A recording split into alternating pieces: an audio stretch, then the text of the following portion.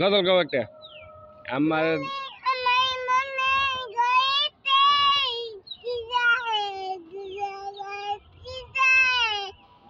আমার মনের ঘরেতে রেখেছি যারে, দু জাহানের বাচ্চা নবী কামলিওয়ালা রে। ও রেখেছি যারে, এদিকে আরেকটা গাও, আরেকটা গাও।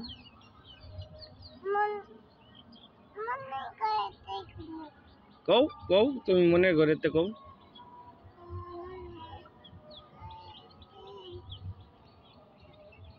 এদিকে এদিকে আলামেন, আলামেন